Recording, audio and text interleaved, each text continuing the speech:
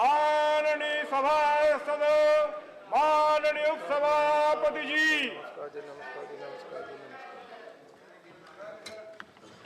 papers. Let me after pay. I will allow you after laying of papers.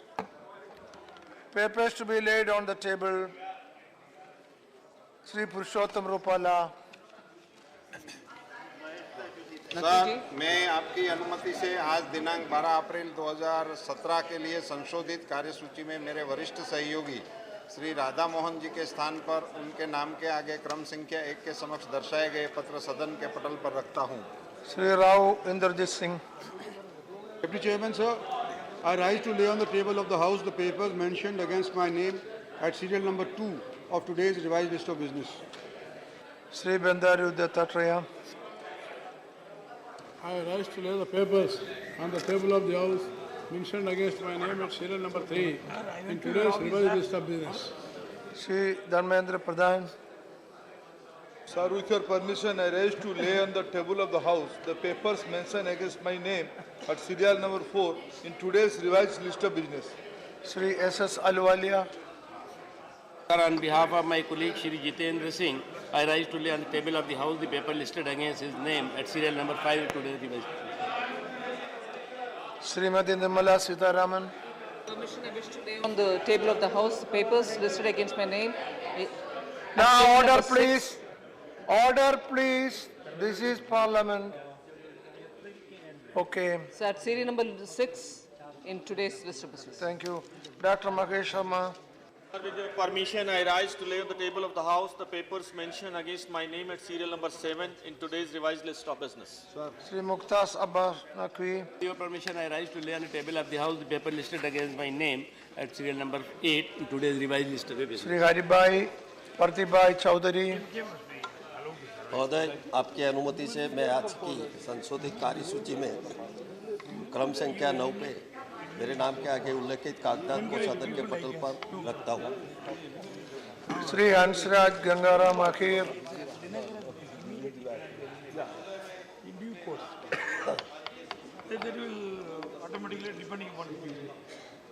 Yeah, Sri Rajan Gohin. Sir, I rise to lay on the table of the House the papers mentioned against my name at serial number 11 in today's revised list of business. Sri Purushottam Rupala. पटल पर रखे जाने वाले कागजात के संबंध में क्रम संख्या 12 से 12 इंटू ब्रैकेट 2 उल्लेखित कागजात सभा पटल पर रखता हूँ। Sri Upendra Kushwaha. महोदय, मैं आज की कार्यसूची में क्रम संख्या 13 पे मेरे नाम के सामने उल्लिखित दस्तावेज सदन के पटल पर रखता हूँ। Sri Kiran Rijiju. On the table of the House the paper listed against my name at serial number 14 in today's revised list of business. Sri Babul Supriyo. Sir, with your kind permission, I rise to lay papers on the table listed against my name in serial number 15 in today's revised list of business. Sadhvi Niranjan Jyoti. माननीय उपसभापति महोदय, मैं आपकी अनुमति से सदन की आज की संशोधित कार्यवाही में क्रम संख्या 16 पर मेरे नाम के सामने उल्लिखित दस्तावेजों को सदन के पटल पर रखती हूँ। डॉक्टर महेंद्र नाथ पांडे। महोदय, मैं आपकी अनुमति से आज की कार्यसूची में क्रम संख्या 17 पर अपने नाम के आगे उल्लिखित दस्तावेज सभा पटल पर रखता हूँ। श्रीमती कृष्णा राज। महोदय, आपकी अनुमति से मैं आज की संशोधित कार्यवाही सूची में क्रम संख्या 18 पर मेरे नाम के सामने सूचीबद्ध दस्तावेजों को सदन के पटल पर प्रस्तुत करती हूँ। Now message from the Lok Sabha Secretary General.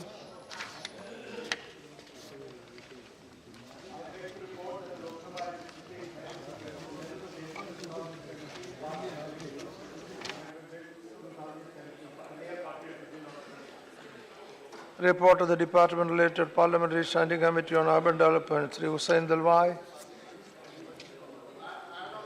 You are not ready. Sri Anil Desai? Yes. I beg to lay on the table a copy in English and Hindi of the 17th report of the Department-related Parliamentary Standing Committee on Urban Development 2016-17 on the subject of functioning of Directorate of Estates, Construction and Maintenance of the Government Residential Buildings and other buildings by CPWD and NBCC relating to the Ministry of Urban Development. Okay. Report of the Committee on the Welfare of Scheduled Castes and Scheduled Tribes, Srimati Vasnuk Sain. Sir, I beg to lay on the table a copy of the 11th report of the Committee on the Welfare of the Scheduled Caste and Scheduled Tribe 2016 and 2017.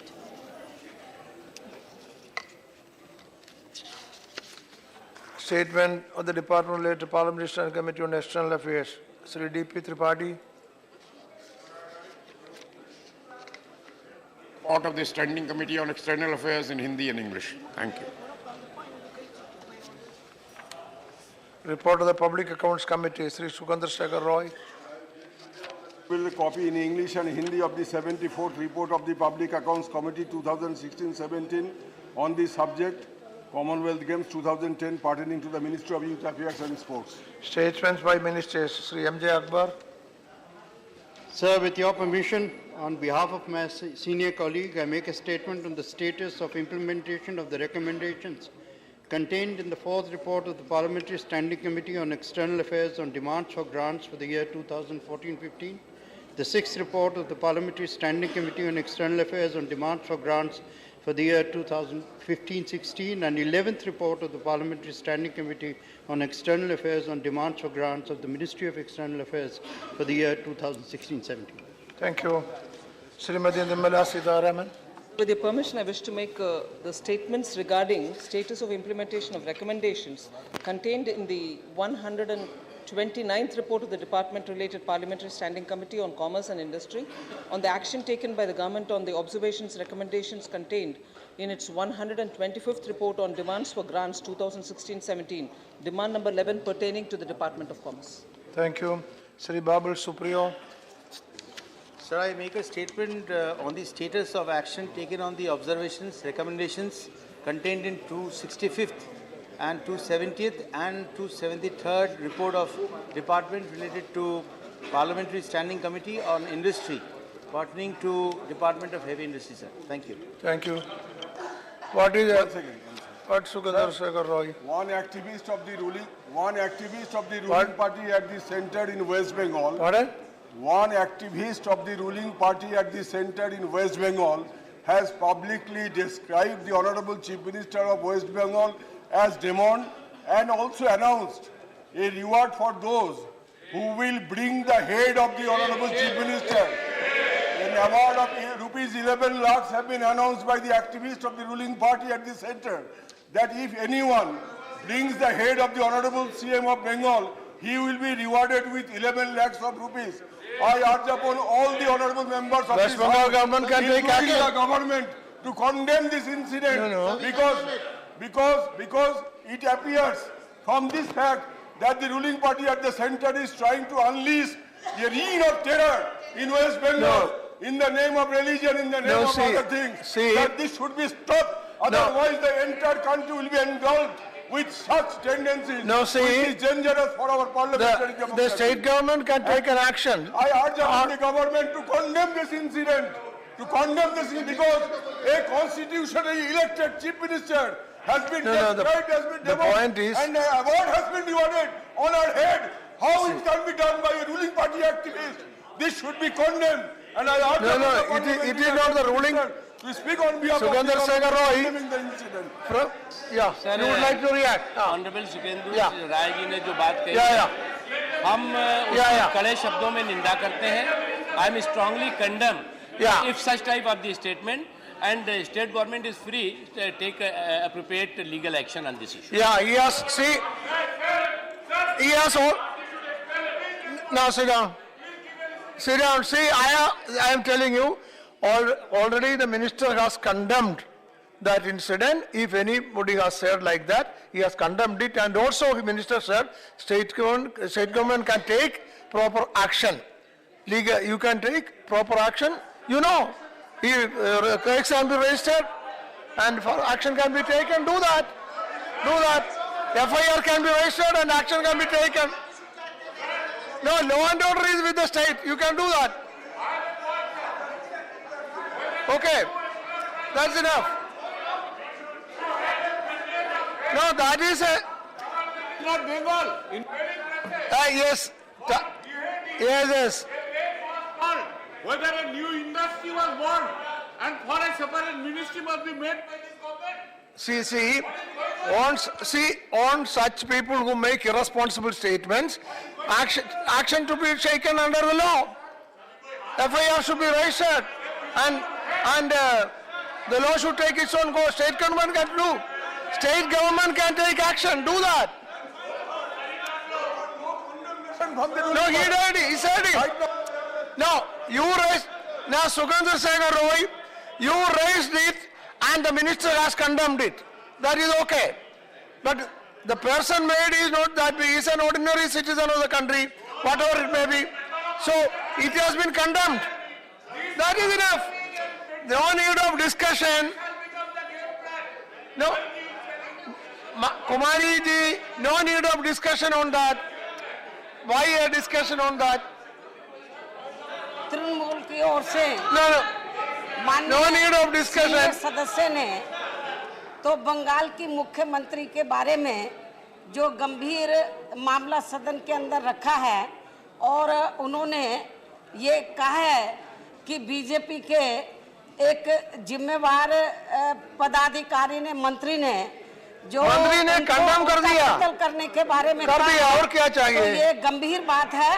तो मैं समझती हूँ कि BJP को केवल condemn करने से काम नहीं चलेगा, उनके खिलाफ एक्शन लेना चाहिए। केवल निंदा करने से काम नहीं चलेगा, एक्शन लेना है। उनके खिलाफ भारतीय जनता पार्टी को एक्शन लेना चाहिए।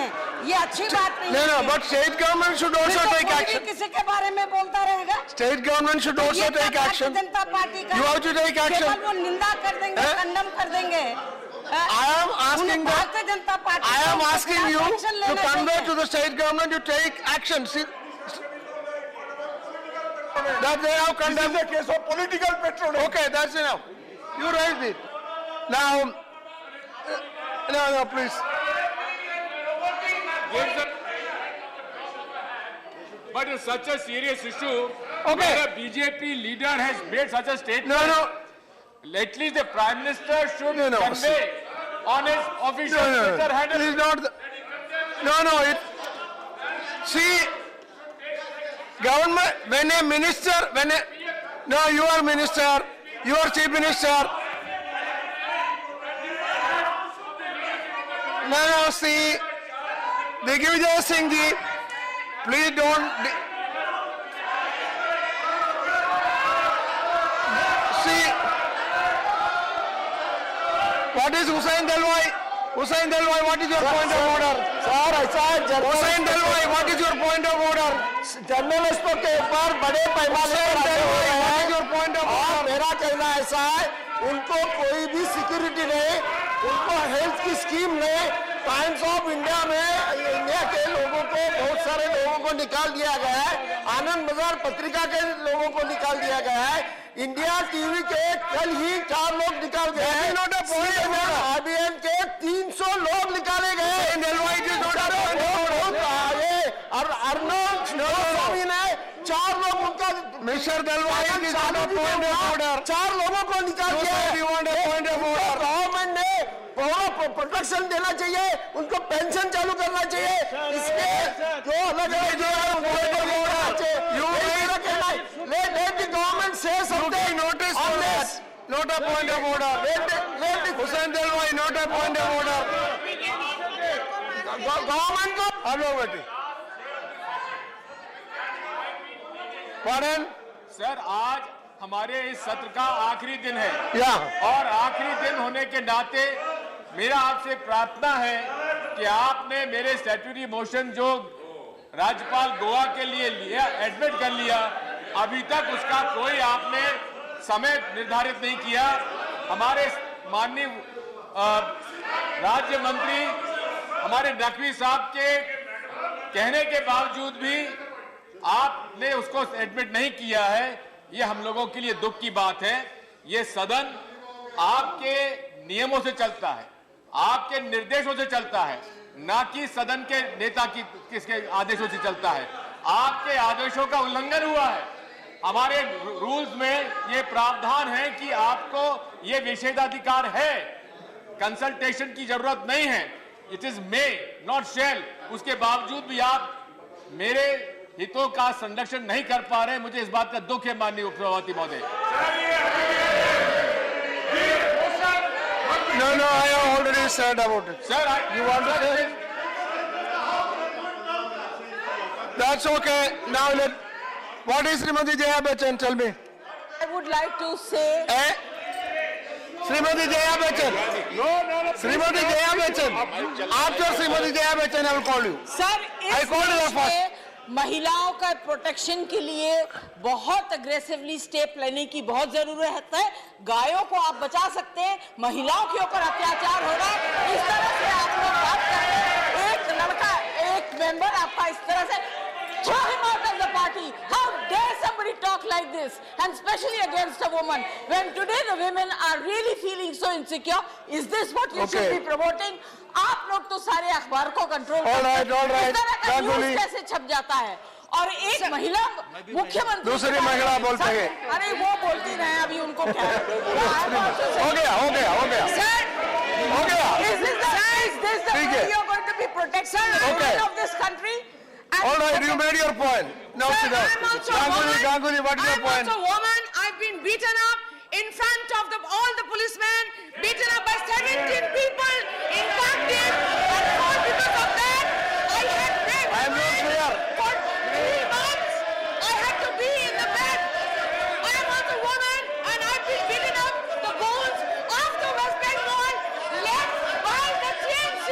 I don't know. The Chief Minister, who is also a woman. Okay. Let them answer this. All right, you made your point. Sit down. Okay, you go back. I will listen to him. You go back. Okay. All right, sit down. That's all. Now, okay. Everything is on record. Sri Pratap Singh Bajwa, Your Honor. Sri Pratap Singh Bajwa. Thank you, sir. Sir, सबसे important, excuse me, sir. Pratap Singh Bajwa. No. Don't derail. I heard everything. No, don't derail. No. Pratap Singh Bajwa. No.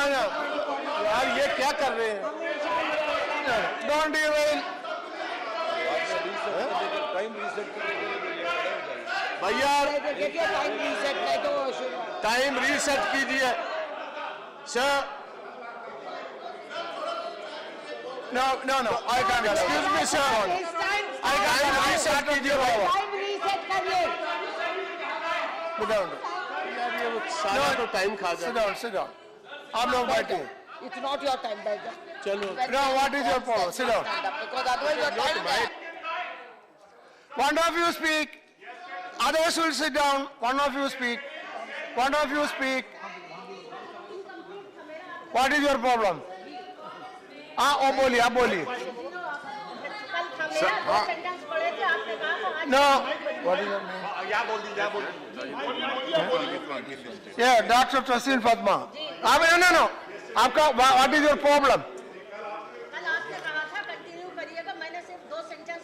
Time over हो गया था। ना ठीक है, आपने notice renew कर दिया है। जी मैंने नोटिस आपका दिया, लिस्ट आज का भी नोटिस दिया। दिया है, आपका लिस्ट में है, बुलाएगा बैठी। लिस्ट में है सर 12 बज जाएगा आप। Okay, your point, yes, I got. Sit down. I accept that. Now, your point is, yes. Your point is that you are speaking at that time. Yes. So you have a right to be called first. I agree. I do that. Bajwaji, I'll call you. Yes. It's see, honorable lady member is raising a pertinent point. We should listen to that. I accept that point. Yeah. माननीय उपसभापति महोदय, एक बेहद doctor Fatima जी, आपकी इजाजत से आपके सामने रखना, सदन के सामने रखना चाहती हूँ। दिनांक 25 एवं 26 मार्च को श्री एजाज अब्बास नकवी, मेंबर सेंट्रल वक्फ काउंसिल, रामपुर आए और मोहम्मद अली जौहर विश्वविद्यालय के संदर्भ में उन्होंने एक न्यूज़ चैनल को दिए गए साक्षात्कार में मौलाना मोहम्मद अली जौहर के बारे में जो निंदनीय टिप्पणी की, उसे मैं इस सदन के सामने रखना चाहती हूँ। श्री एजाज अब्बास नकवी ने मौलाना मोहम्मद अली जौहर के बारे में कहा कि एजाज अब्बास नकवी साहब के ही शब्दों में बता रही हूँ कि उधर फ़िलिस्तीन में कोई आदमी मर गया था उसके नाम पर कोई यूनिवर्सिटी खोली गई है। ये है एक तथाकथित पढ़े लिखे शख्स की टिप्पणी एक स्वतंत्रता संग्राम सेनानी, एक मुजाहिद आज़ादी के बारे में। बोलो बोलो। मौलाना स्वतंत्रता आंदोलन के उन नेताओं में से थे जिनके बारे में गांधी जी ने कहा था कि अगर अली बिरादरान न होते तो हिंदुस्तान आज़ाद न होता। मौलाना मोहम्मद अली जौहर स्वतंत्रता आंदोलन के उन नेताओं में से थे जिन्होंने राष्ट्रहित में गौरक्षा की मांग की थी। 1930 में लंदन में गोलमेज कॉन्फ्रेंस में बोलते हुए उन्होंने पूर्ण स्वराज्य की मांग करते हुए कहा था कि मैं अपने देश उसी स्थिति में वापस जाऊंगा जब मेरे हाथ में आज़ादी का परवाना होगा, वरना मुझे आपको एक कब्र की जगह देनी होगी। क्या हम क्या हम अपने स्वतंत्रता संग्राम सेनानियों को यही सम्मान दे रहे हैं कि उन्हें इस तरह से संबोधित किया जाए कि फिलिस्तीन में कोई मर गया था? माननीय उपसभापति महोदय, ऐसे व्यक्ति को सेंट्रल वक्फ काउंसिल में रहने का कोई अधिकार नहीं है और मैं चाहती हूं कि एक स्वतंत्रता संग्राम सेनानी का अपमान करने के लिए श्री एजाज अब्बास नकवी के विरुद्ध सदन निंदा प्रस्ताव पारित करे और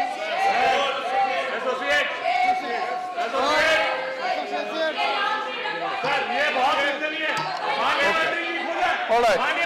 All the names will be added. Okay, over. और माननीय Okay. Thank you. और माननीय उपसभापति महोदय। Okay, okay. Time over. Time over. Shri Pratap Singh Bajwa. Shri Pratap Singh Bajwa. हाँ जी सर। क्यों पढ़ते रहे? Thank you sir. ये क्या कर रहे हैं? बोलते रिकॉर्ड पे आ जाएगा। सर बाजवा। बाजवा। No. बाजवा जी। दिग्विजय जी बैठिए। दिग्विजय जी बैठिए। श्री बाजवा जी। बाजवा जी शुरू करें। Bajwa, only Bajwa. You speak and nothing else will go on record. You speak. Sir मैं बहुत आपका मशकूर हूँ। ये जो मुद्दा, एक तो time reset. Mister Bajwa. Sir ये जो मैंने मुद्दा उठाया है ये नॉन ऑपरेशनल। बोलिए। हाँ सर वही बता रहा हूँ। 43 नॉन ऑपरेशनल एयरपोर्ट्स हैं देश में। The translation is इसमें गवर्नमेंट ने एक नई पॉलिसी। Sir 2 minute. हेलो हाँ 43 जो नॉन ऑपरेशनल सर एयरपोर्ट्स हैं हिंदुस्तान में, गवर्नमेंट ने एक नई पॉलिसी बनाई है उड़ान के जरिए कि ये सभी 2 टायर और 3 टायर सिटीज को कनेक्ट किया जाएगा चीफ एयरफेयर के साथ। ये बहुत अच्छी पॉलिसी है, हम सराहना करना चाहते हैं। 3 शहर पंजाब के इसमें, जिसमें एक है पठानकोट, एक है इसमें बठिंडा और एक है सर इसमें लुधियाना। 100 करोड़ रुपए इस पर खर्च हो चुका है। मेरी गुजारिश विशेष तौर पर जिस बॉर्डर डिस्ट्रिक्ट से मैं आता हूं, पठानकोट के एयरपोर्ट की मैं बात करना चाहता हूं sir. Pathankot it is gateway to Jammu Kashmir, it is also gateway to lower Himachal Pradesh. गुजारिश मेरी ये है सिविल एविएशन मिनिस्टर को कि ये जो पॉलिसी है आप बाबूज पर मत छोड़िए, ये आप ब्यूरोक्रेसी पर मत छोड़िए, थोड़ा सा ध्यान देकर मेरी गुजारिश है कि दिल्ली से पठानकोट कुल्लू की फ्लाइट, दिल्ली से पठानकोट श्रीनगर की फ्लाइट, दिल्ली से पठानकोट धर्मशाला जहां बहुत लोग दलाई लामा को मिलने जाते हैं, वहां की फ्लाइट दिल्ली पठानकोट से ले लेता। ये मैं चाहता हूं कि सर ये फ्लाइट्स वहां हो और साथ में ये तीनों ही एयरपोर्ट जल्दी से जल्दी चलाए जाए। बॉर्डर स्टेट है हमारी इकोनॉमी इस time it is in total shambles. We need for the airport for the tourist to come in, और एग्रीकल्चर स्टेट होने की वजह से बहुत सारा पंजाब में ऐसा फ्रूट है सर, पेरिशेबल आइटम्स हैं, वेजिटेबल्स हैं जो बाहरले देशों को जा सकती हैं या बड़े शहरों को आ सकती हैं। तो एक तो मेरी गुजारिश ये है। दूसरी मैंने रिक्वेस्ट इनको करनी है सर, हमारे 2 इंटरनेशनल एयरपोर्ट्स हैं अमृतसर और मोहाली। जितने पंजाबी बाहर बैठे हुए उनकी मंशा ये है कि डायरेक्ट फ्लाइट से जुड़ने चाहिए। सिखों का मक्का है Amritsar. Why Amritsar is not connected directly to Canada? Why not to England? Why not to America? Why not to Australia? ये मेरी गुजारिश है. Why all these flights are going via Delhi? There is a certain lobby sitting in Delhi which does not want the Punjab airports to succeed. So my request, मेरी गुजारिश है, ये lobby से बचकर पंजाब का हक पंजाब को दिलाना चाहिए. सिविल एविएशन मिनिस्टर को मैं गुजारिश करूंगा, पंजाब की ये जो बात है आप पर्सनली इनकी कॉग्निजेंस लीजिए, भावों पर और ब्यूरोक्रेसी पर ना ये बात छोड़ी जाए. ये बात. Thank you. Doctor KVP Ramendra Rao. Yes, all the names will be added, all those will be added. Doctor KVP Ramendra Rao. Doctor KVP Ramendra Rao. Sir, the issue I am raising, though I have mentioned it as a Andhra Pradesh issue, sir, this issue is very dangerously spreading and very fast spreading in the entire country, and particularly the youth are becoming the casualty, are getting habituated for these narcotics, ganja, narcotics, drugs like ganja, poppy, opium, cannabis, whatever names you call them. However, they are finding some way, particularly at the educational institutions, and they are causing a great harm to our youth, sir. Sir, in a conservative estimation, in the north coastal Andhra Pradesh, more than 10,000 acres of ganja is getting, marijuana is getting cultivated, sir. Particularly the tribal people, the innocent tribal people are lured by these smugglers, giving them very attractive rates, and marijuana is getting cultivated unchecked, sir. Year after year, in particularly the border dishes of Orissa and Andhra, the cultivation is increasing by leaps and bounds, and this ganja is finding its way through their own methods to Sri Lanka, and from Sri Lanka it's being spread all over the world, sir. Sir, in this regard, on 17th January of this year, all newspapers gave a very wide coverage about this menace of this cultivation of marijuana. And then, sir, in Chittoor district, poppy cultivation is getting increased in the western parts of the district, and the smugglers are encouraging this poppy cultivation there, and it's also increasing in an alarming speed, sir. Sir, I appeal to the central government, because the narcotics are under their direct control, to see that this cultivation of ganja and poppy is controlled for the future of the nation and for the benefit of the youth of the nation, sir. Thank you very much. I request the government to take the stringent actions against these people. Yes, Srimati Chaya Vama. बहुत बहुत धन्यवाद sir. Chhattisgarh के गुरु घासीदास विश्वविद्यालय, जो कि प्रसिद्ध संत समाज सुधारक घासीदास बाबा जी के नाम से बना है, जहां दलित आदिवासी छात्र अध्ययन करने आते हैं. सर, उस महाविद्यालय में अचानक 6 गुना अधिक फीस वृद्धि की गई, जिससे उस विश्वविद्यालय के बच्चे प्रशासन के पास गए अचानक फीस वृद्धि को लेकर, तो उन्हें मारपीट की गई. एक छात्र को जाति सूचक गाली दी गई और बहुत से लोगों के ऊपर FIR दर्ज हुआ. वहां पर पूरा विश्वविद्यालय परिषद जंग का मैदान बन गया है. कहीं पर पुलिस प्रशासन, तो कहीं पर विश्वविद्यालय प्रशासन, तो कहीं पर विद्यार्थी प्रशासन पूरा हावी हो गया है. सर, उस विश्वविद्यालय में अगर सरकारी विश्वविद्यालय में भी फीस की बढ़ोतरी होगी तो लोग सरकारी विश्वविद्यालय में क्यों पढ़ने जाएंगे, वो प्राइवेट में क्यों पढ़ने नहीं जाएंगे? सर, इनके शासन में शिक्षा जैसे ज्ञान बांटने वाले स्कूलों को भी अगर फीस वृद्धि की जाएगी तो वहाँ पर अराजकता होगा और वहाँ पर जो सर इनकी सरकार पेट है या समुद्र जो भरता ही नहीं और शिक्षा जैसे पवित्र और ज्ञान के माध्यम को भी पैसा कमाने का रास्ता तलाश रही है। मेरी मांग है छत्तीसगढ़ के बिलासपुर स्थित गुरु घासीदास केंद्रीय विश्वविद्यालय की फीस बढ़ोतरी को सरकार वापस करे और जो बच्चों के ऊपर एफआईआर दर्ज हुआ है दलित आदिवासी बच्चों के ऊपर उस एफआईआर को वापस ले, वरना विश्वविद्यालय की ताजा रैंकिंग में गिरावट आई है। रिसर्च में किसी को दिलचस्पी नहीं है। अभी आज ही पता चला है कि पुलिस प्रशासन के दबाव के बलते समझौते की कोशिश की गई है, लेकिन सर इस दौरान छात्रों को मानसिक अवस्था से गुजरना पड़ा। Don't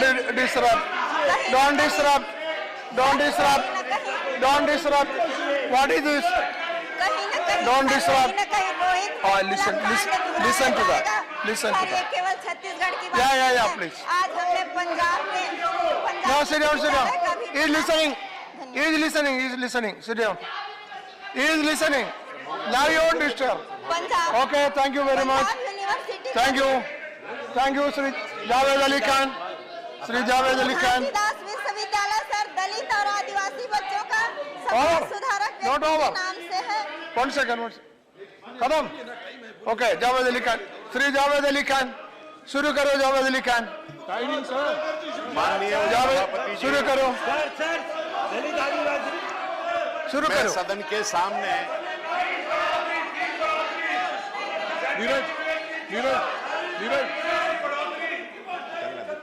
Minister, you want to react? 1 second. You want to react? बैठिए। Minister wants to react. आप बैठिए। Punjab university Minister wants. Sit down. Let the minister speak. Punjab university ये एक अलग एंटिटी है, ये केंद्रीय विश्वविद्यालय अभी नहीं है, इसलिए इसके फीस हमने नहीं बढ़ाई है। एक जो आंदोलन हुआ है उसका संज्ञान लेते हुए आज ही मैंने आदेश दिया है और सारी जानकारी मांगे है और उसके ऊपर जो पंजाब यूनिवर्सिटी को पैसे देने की बात थी वो भी हमने की है।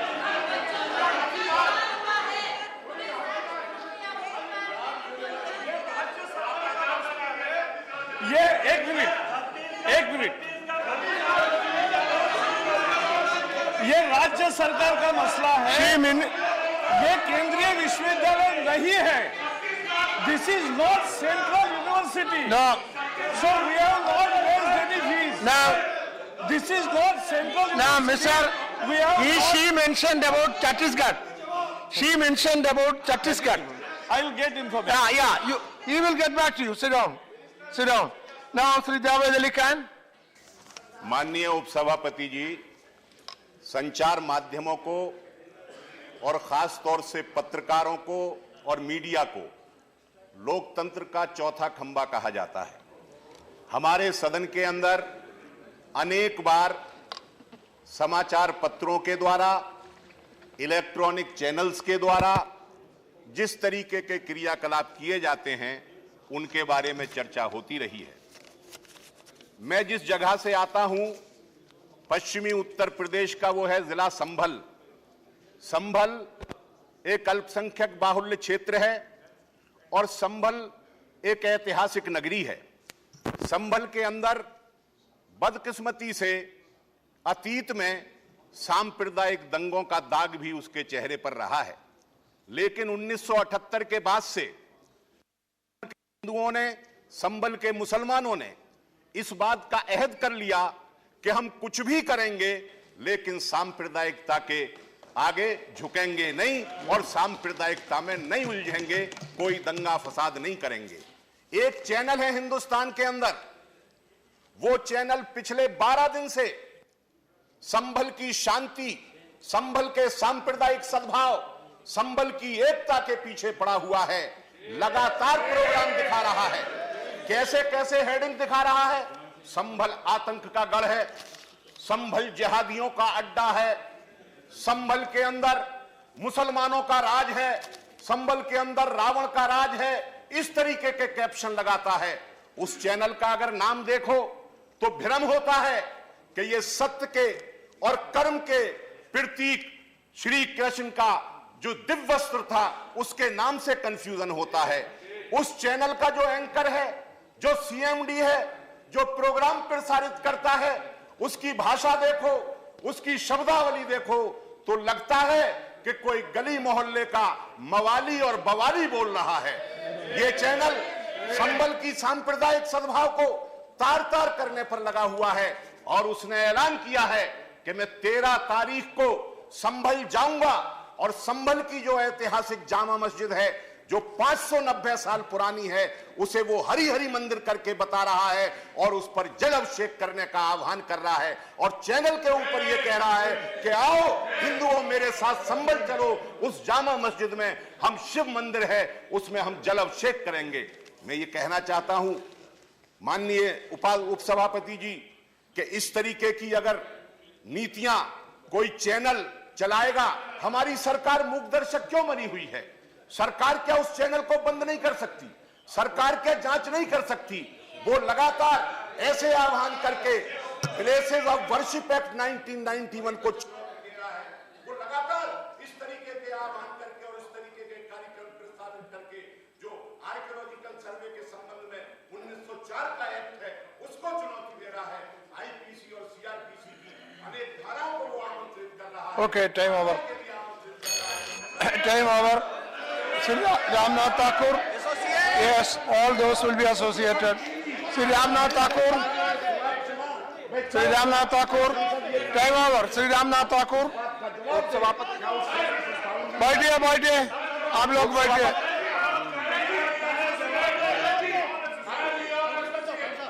Yes, yes. All those names will be added, associated. Yeah, sir जी। आपके माध्यम से सरकार Yeah, government will take note of it. Government will not. सरकार से डिप्टी चेयरमैन Yeah. सर, मैं सरकार से I know government has taken note of it, isn't it? आपके माध्यम से Only thing is that the government should do something about it. Channels which spread communal. See, the basic question is an important, serious matter. Channel which spread communal disharmony. Those channels should be dealt with. Sir, government should take note of it and action to be taken. देश का सद्भाव और देश के सांप्रदायिक सद्भाव को किसी को भी बिगाड़ने की इजाजत नहीं दी जा सकती। मीडिया की स्वतंत्रता अपनी जगह है, लेकिन वो इतनी भी स्वतंत्रता ना हो जिससे कि किसी भी समाज के किसी भी हिस्से का, देश भी किसी भी कोने का सांप्रदायिक सौहार्द बिगड़े। जो बात अभी जावेद साहब ने कही है, वो बात कही गई और जिस तरह से दिखाया गया है उसमें उसको हमने ध्यान में लिया है और हम उसको तरीके से जो आवश्यक होगा। मीडिया की स्वतंत्रता ठीक है, बस मीडिया की स्वतंत्रता ठीक है, होना है, लेकिन कम्युनल डिसहार्मनी फैलाना उनका काम नहीं है। अब देखिए, that's all. They cannot spread communal disharmony. Yeah, I agree. So government should have a watch on this. Government should have a watch on this. Okay, Srimati Janata Das Vaidya. Sorry, Ramnath Thakur.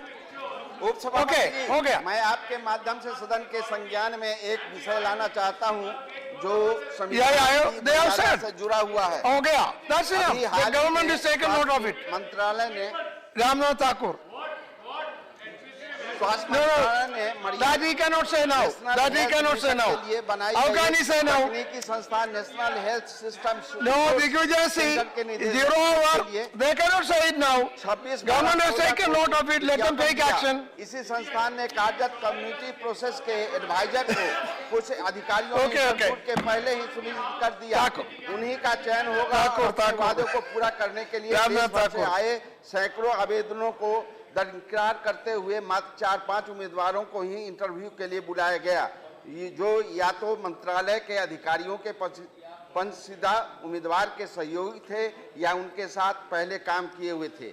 पूरे देश में स्वास्थ्य मंत्रालय को क्या सिर्फ 4-5 उम्मीदवारों की मिले जो देश के स्वास्थ्य क्षेत्र में सुधार कर सकते हैं? मंत्री जी, जिसके खिलाफ 17 मार्च 2017 को जांच का आदेश देते हैं, उनके विभाग के अधिकारी 30 मार्च 2007 उसी को प्रभारी कार्यकारी बना देते हैं। ताकि सबूतों को मिटाया जा सके। क्या यह न्यायोचित है कि स्वास्थ्य मंत्रालय के कुछ अधिकारी एवं खास व्यक्ति के चयन के लिए चयन प्रक्रिया के स्थापित मानकों को ही समाप्त कर दें? उपसभापति जी, मैं कम्युनिटी प्रोसेस के एडवाइजर के कारनामे का उल्लेख आपके सदन के सामने रखना चाहता हूं। NHSRC के कम्युनिटी प्रोसेस के एडवाइजर प्रत्यक्ष एवं परोक्ष रूप से विभिन्न पदों की चयन प्रक्रिया को प्रभावित करती रही है एवं अपने से जुड़े NGO को प्रोग्राम दिलाती रही है, जिसमें वित्तीय अनुदान केंद्र और राज्य सरकार द्वारा दिया जाता है। बिना राज्य सरकार के सहयोग के 8वीं पास स्वास्थ्य कर्मियों को के लिए अंग्रेजी में हजारों किताबें छपवाई हैं। इसके लिए दिल्ली के बेर सराय एवं मुनेरका में किराए के पर फ्लैट लेकर उसमें गोदाम की तरह भारी मात्रा में पुस्तकें रखवा दी गई हैं, जो कि संसाधनों का दुरुपयोग है। मेरा अनुरोध है कि इन विधियों की जांच की जाए एवं इस संस्था के निदेशक पद पर पारदर्शी तरीके से नियुक्ति की प्रक्रिया कर सुयोग्य व्यक्ति को देश की सेवा का मौका दिया जाए। Thank you very much. Shrimati Jarnadas Vaidya. Thank you sir. Sir, मैं एक अहम मुद्दा आज हाउस का सामने रखना चाहती हूँ। सर, ये है कि क्या है ऑनर किलिंग, वो हम लोग जानते भी नहीं। मैं नॉर्थ ईस्ट से आती हूँ, हमारे स्टेट में कोई भी नहीं सुना जब प्यार के लिए कोई अपर कास्ट लड़की के साथ कोई लड़का प्यार करे तो उसको मार दिया जाए। ऐसे बात हम लोग को भी नहीं सुना। अभी सुन रहा हूँ, दिल्ली में आने के बाद अभी सुन रहा हूँ, ये बढ़ती जा रहा है। एक 28 वर्ष का जो लड़का महांती मधुकर, तेलंगाना में पेडापल्ली डिस्ट्रिक्ट में, वो एक अपर कास्ट लड़की के साथ प्यार किया, इसलिए उनका आंख उठा दिया गया। आंख उठा के बुरी तरह से उसको मार दिया गया। उत्तर प्रदेश में भी एक लड़की के साथ एक दलित लड़का प्यार करने के लिए दोनों को मार दिया, लड़की को लड़का को दोनों को मार दिया गया। ये क्या देश है? इस देश स्वतंत्र देश है क्या? आज प्रश्न है, ये कैसे हो रहा है? इसके लिए सरकार कुछ नहीं करेंगे। जो भी सरकार हो, जिस पार्टी का सरकार हो, दायित्व तो बनते हैं कि नहीं? ऐसे कैसे मार देते हैं? मार दिया गया। इसके लिए मैं इस सदन को, सब पॉलिटिकल पार्टी के मेंबर है यहाँ पर, मैं जानना चाहती हूँ ये चलेगी? दिन पर दिन बढ़ते जा रहे हैं। 19 वर्ष का लड़का, आज 17 साल का लड़की गीता, उसको भी मार दिया गया। प्यार कोई जात वर्ण धर्म मानते क्या? प्यार करना अपराध है क्या? इसके लिए वो मार दिया गया मधुकर को भी। तो इसलिए मैं मांग करती हूँ, इसके लिए एक लॉ बनना चाहिए, एक आइन बनना चाहिए। आइन बनाइए एंड जिन लोगों ने इस तरीका के व्यवहार करते हैं उसको सख्त से सख्त सजा दिया जाए एंड गवर्नमेंट आइडेंटिफाई करे जब किस लिए इस तरीका का घटना घट रहे। Okay. Thank you, sir. Thank you very much. Yes. Everybody is concerned with this. All are concerned. All are concerned. There is a feeling of the entire house. All are concerned.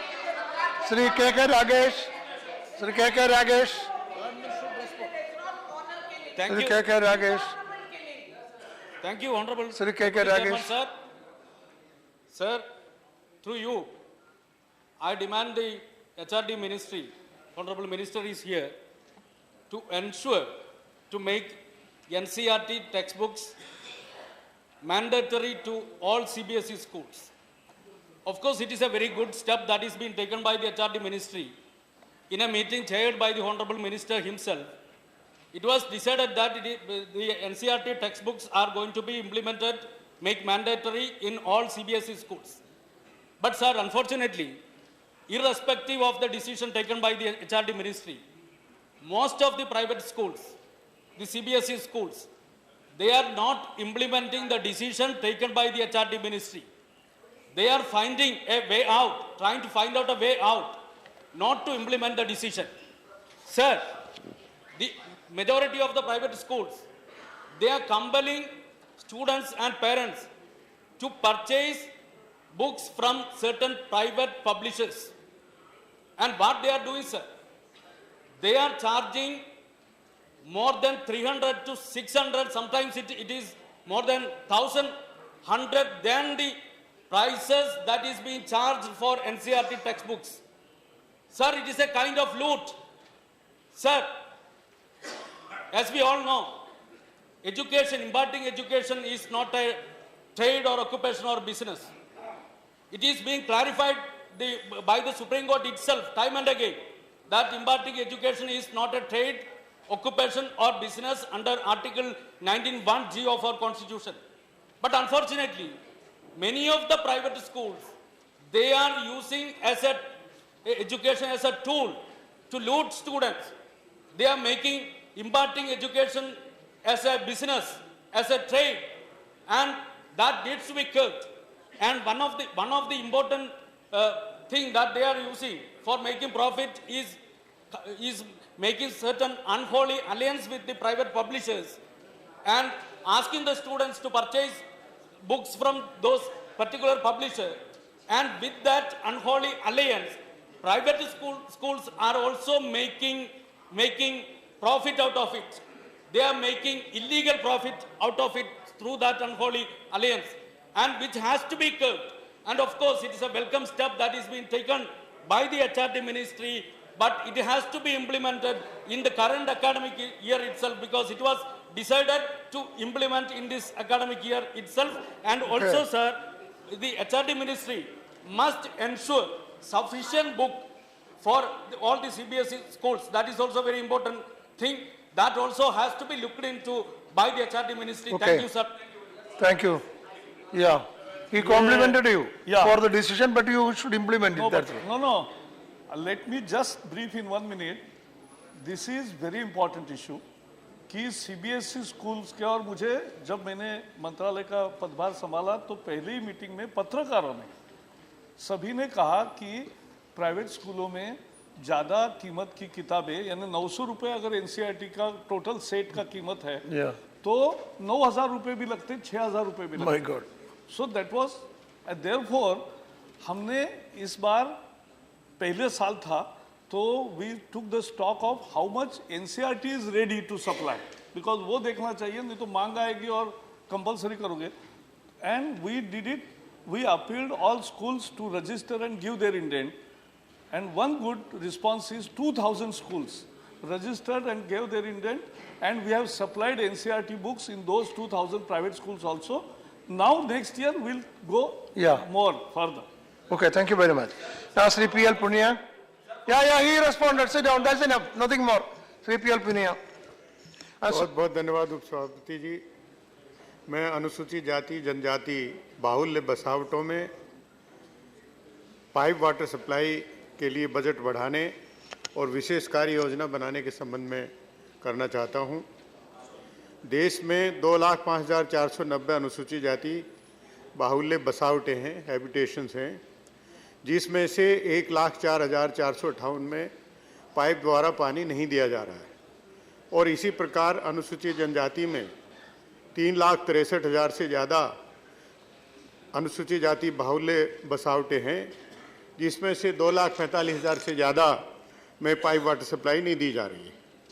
राष्ट्रीय ग्रामीण पेयजल कार्यक्रम में budget में अनुसूचित जाति जनजाति के लिए 22 और 10% का बजट का प्राविधान किया गया है, लेकिन एनडीए सरकार ने अपने हर बजट में राष्ट्रीय ग्रामीण पेयजल कार्यक्रम की अनदेखी की है।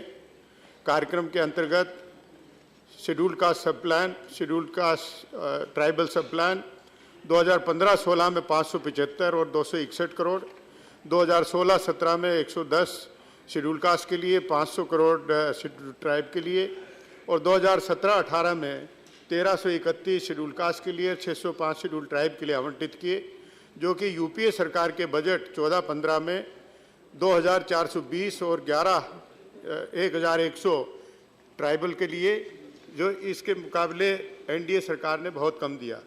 सरकार ने अपने एक सवाल में जवाब में दिया है 2022 तक 90% ग्रामीण परिवारों को जल आपूर्ति का लक्ष्य रखा है, लेकिन दलित आदिवासी बाहुल्य बसावटों में जल आपूर्ति का लक्ष्य इससे बहुत पीछे है। 2015-16 में क्रम से 5639 और 5060, 2016-17 में 5442 शेड्यूल्ड कास्ट और 3994 आदिवासी को जल आपूर्ति करने का लक्ष्य रखा गया था, जो कि यूपीए सरकार के 2014-15 में 7987 और 7440 से बहुत पीछे। जल आपूर्ति न होने के कारण दलित आदिवासी महिलाएं, चाहे वह गर्भवती वृद्ध हों क्यों न हो, कई किलोमीटर पैदल चलकर पानी को पीने लाना पड़ता है और फिर गंदे तालाब आदि से पानी पीना पड़ता है। साफ पानी न मिलने के कारण दलित आदिवासी महिलाओं बच्चों की मृत्यु दर सबसे अधिक है। अतः मेरा सरकार से निवेदन है, दलित आदिवासी बाहुल्य बसावटों में नल जल आपूर्ति के लिए बजट की कटौती न की जाए, बल्कि अलग से एक लक्षित कार्यक्रम टारगेटेड प्लान बनाई जाए और राष्ट्रीय ग्रामीण पेयजल योजना के अंतर्गत बजट को बढ़ाया जाए। धन्यवाद। Thank you very much. Shri KTS Tulsi. Yes. So thank you very much for permitting me to raise an important question with regard to maternity benefit scheme. According to a report of the Indian Express of 5th January 2017, the Women and Child Development Ministry has imposed a condition for release of maternity benefits only to women who have 2 or less than 2 children. As a result of this decision, according to a study by the National Alliance for Maternal Health and Human Rights, this precondition excludes 60% of women in the age group of 15 to 49. And most of these women who have been excluded as a result of this precondition, they are Dalits and they are tribals. According to Section 4B of the National Food Security Act, which came into force on 10 September 2013, it states that every pregnant and lactating mother would be entitled to maternity benefit of not less than 6,000 rupees. Now this has no precondition. When the statute does not lay down any condition, I wonder as to how this condition can be laid down merely by an executive order. The ministry estimates, in the Supreme Court an affidavit was filed by the government that the scheme would be extended to all districts, and that beginning in 16-17, all the 200 districts will be covered. The ministry estimated at that time that 51.70 lakh women will be benefited annually. Instead of 51.7 lakh women being benefited, only benefits have been extended to 2,07,720 people, which comes to only 0.04% of the women who were to receive the benefit of this. The annual budgetary requirement for the universal coverage of the scheme is estimated to be 16,000 crore, and the total allocation of the Women and Child Development Ministry itself is 17,408 crore. Now, if that is the allocation, and then only inference that can be drawn is that these schemes are launched only as a public relations exercise, and that the government never even intended to implement the scheme and provide benefits to everybody. Okay, thank you. Professor Rajan Chowdhury. Okay, all right. Professor Rajan Chowdhury. Sir. Yeah, there is. Sir, one minute, sir. Please. Sir, because on your instruction, Honorable MOS Home wanted to lay our... okay, after Chowdhury, I will... Okay. You want to lay, 1 second, lay the statement, which I had asked for, the statement. Now, there is no time to make the statement. Sir, I can allow him to lay. Okay, after him. Chowdhury. Thank you. Professor Chowdhury. Sir, this is a very serious issue. During the Ram Navami celebration in West Bengal, what happened is unthinkable and undesirable. Young boys and girls were walking with arms and swords in the processions organized by BJP in various localities of West Bengal. No. You cannot mention the name of your party and make allegation. So BJP name is... No, Okay, don't I say withdraw BJP. that- You can I say a withdraw that party, word. a party. BJP name is expense.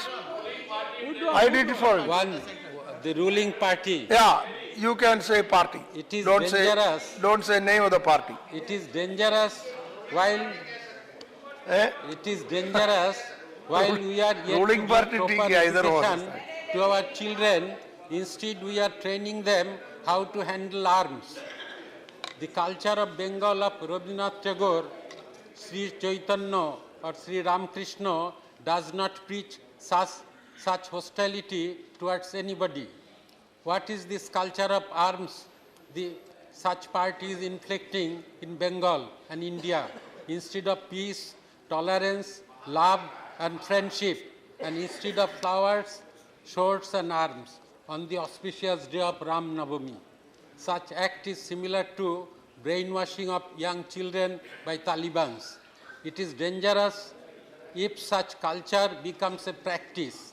It will bring unforeseen disaster to our society and country. Such thing cannot be encouraged for the sake of politics and power. It should be stopped at once. It will not even help the instigator, as people of Bengal does not support such act. My earnest appeal to the Government of India to look into this matter before it goes beyond control. Thank you. The Honorable Chief Minister of West Bengal has already expressed her strong condemnation against such act of politics of arms and violence. Finally, I appeal to all that none should bring Lord Rama in petty politics. Ram ka naam badnaam na karo. Okay. Now, Mr. Rijiju, see, you can lay the statement because I had asked for the report. Right. Now there is no time to read it. Right, sir. You can lay it on the table. Sir, with your permission, I lay a statement on the table of the House. Okay, thank you. Sri Prabhat Jha. Sir, मैं एक ऐसा संवेदनशील मामला उठा रहा हूं जो हर व्यक्ति से जुड़ा हुआ है। एम्स में और सफदरजंग में रोज देश भर से लगभग 15-16 हजार लोग मरीज के रूप में आते हैं और खास करके मध्य प्रदेश, छत्तीसगढ़, उत्तर प्रदेश, उत्तराखंड, इन सब जगह से एक नए प्रकार के लोग वहां डेवलप हुए हैं जो अभी हाल में ही पकड़े गए हैं। वहां एक गैंग डॉक्टरों का चलता है जो कहता है कि मैं डॉक्टर हूं और मरीजों से पैसा ठगकर उनका इलाज करवाने के लिए व्यवस्था करते हैं, जबकि एम्स में इतना लोड हो गया है कि वहां 8 महीने, 1.5 साल, सफदरजंग जैसे अस्पताल में 6-6 महीने की वेटिंग लग रही है। ऐसे में फर्जी डॉक्टर और बिचौलिए इस स्थिति का फायदा उठा रहे हैं और लगातार गरीब मरीजों का शोषण कर रहे हैं। आप जाएंगे तो दोनों अस्पताल के फुटपाथ पर चूल्हा जलाकर लोग वहां पर अपने दिनचर्या करते हैं, लाइन लगाते हैं। सुबह 3 बजे कार्ड बनाने के लिए सुबह 8:30 बजे विंडो खुलता है, लेकिन 3 बजे से कार्ड के लिए लोग वहां पर जाते हैं। स्थिति इतनी भयानक है कि अभी कुछ लोग पकड़े भी गए हैं। मैं बधाई देता हूं दिल्ली के पुलिस को और एम्स के, लेकिन अभी भी लगातार वहां पर एक फर्जी डॉक्टर 6 सालों से शोषण कर रहा था। लगभग 70-80 मरीजों से लाखों रुपए कमा लिए। ये जो धंधा चल रहा है और वो बेचारे डॉक्टर के वेश में जाते हैं, स्टेथोस्कोप लगा लेते हैं। ऐसे में ऐसे केस एम्स में और सफदरजंग, भारत में इनकी अस्पताल की बहुत बड़ी छवि है। उनकी छवि को जहां नुकसान पहुंच रहा है, उससे भी ज्यादा वो गरीब मरीज जो इनोसेंट है उसका दोहन, शोषण, आर्थिक ही नहीं, बाद में वो मर भी जाता क्योंकि वो डॉक्टर इसलिए होता ही नहीं है और कहता नहीं इंटेस्टाइन की प्रॉब्लम है, आपको ऑर्थोपेडिक कराना है, आपको कार्डिक प्रॉब्लम है। हर तरह के डॉक्टर वहां मौजूद होते हैं। मैं सरकार से निवेदन करूंगा कि इस तरह से फर्जी गैंग जो डॉक्टरों का वहां चल रहा है, जनता के इंटरेस्ट में, करोड़ों लोगों के इंटरेस्ट में, उसको तत्काल जांच करें और ऐसे वहां पे बताएं कि नो डॉक्टर को जानिए आपका डॉक्टर है कि नहीं एम्स का। इतनी भीड़ में हो सकता है नहीं कर पाए हो, लेकिन ये अन्याय बंद होना चाहिए, गरीबों का शोषण बंद होना चाहिए, यही मेरी सरकार से अपील है। श्री राजीव शुक्ला, श्री राजीव शुक्ला सर, अरे भाई राजीव शुक्ला, श्री राजीव शुक्ला सर, कल सुप्रीम कोर्ट का एक आदेश आया जिसमें ग्वालियर के एक प्रार्थी के उस पे उन्होंने कहा है कि जो मोबाइल टावर्स लगते हैं उससे कैंसिल, इसका मतलब कंफर्म किया है। अब मैं टेलीकॉम मिनिस्ट्री से अनुरोध करता हूँ कि ऐसी जांच कराई जाए सारे टावर्स की जिसमें एक्सेस रेडिएशन है, इनकी जांच होनी चाहिए। और क्योंकि 250 उन्होंने टेलीकॉम क्वेश्चन आर 421